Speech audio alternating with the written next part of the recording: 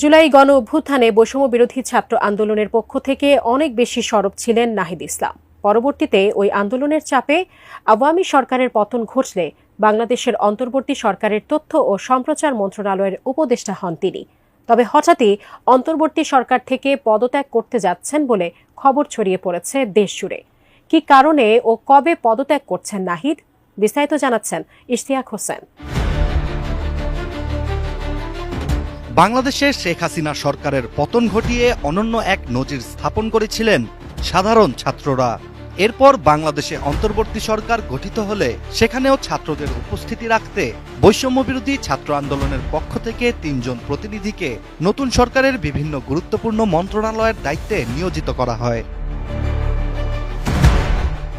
ছাত্রদের মধ্যে অন্তর্বর্তী সরকারের তথ্য ও সম্প্রচার মন্ত্রণালয়ের দায়িত্ব পালন করছেন উপদেষ্টা নাহিদ ইসলাম। যুব ও ক্রীড়া মন্ত্রণালয়ের দায়িত্ব পালন করছেন উপদেষ্টা আসিফ মাহমুদ। এছাড়াও উপদেষ্টা পরিষদে রয়েছেন প্রধান উপদেষ্টার বিশেষ সহকারী মাহফুজ আলমও। তবে এই ৩ উপদেষ্টাদের মধ্যে বর্তমানে সবচেয়ে বেশি আলোচনায় রয়েছেন উপদেষ্টা নাহিদ ইসলাম। সঠিক প্যাড আর সঠিক তথ্য দিয়ে এসব সামলে নিব এক হয়ে। Monalisa sanitary napkin. অন্তর্বর্তী সরকার খুব শীঘ্রই জাতীয় নির্বাচন আয়োজন করার প্রস্তুতি নিচ্ছে।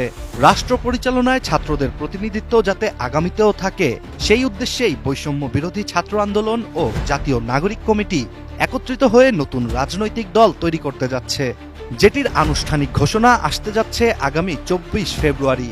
আর ছাত্রদের নতুন এই দলে যোগ দিতেই অন্তর্বর্তী সরকার থেকে পদত্যাগ করতে যাচ্ছেন উপদেষ্টা নাহিদ ইসলাম। এদিকে বাংলাদেশের গণমাধ্যমে এরই মধ্যে ছড়িয়ে পড়েছে উপদেষ্টা নাহিদ ইসলামই নেতৃত্ব দিতে যাচ্ছেন ছাত্রদের নতুন দলে।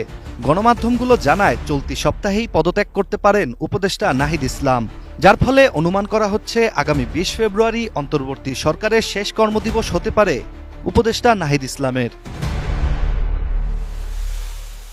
অন্যদিকে বৈষম্য বিরোধী ছাত্র আন্দোলনের আরেকজন অন্যতম সমন্বয়ক ও জাতীয় নাগরিক কমিটির মুখ্য সংগঠক সার্জিস আলমও উপদেষ্টা নাহিদ ইসলাম পদত্যাগ করছেন বলে আগেই জানিয়েছিলেন। তিনি এক অনুষ্ঠানে বলেছিলেন, মন্ত্রণালয় ছেড়ে নাহিদ ইসলাম জনতার কাতারে নেমে এসে শীঘ্রই নতুন দলের দায়িত্ব নেবেন।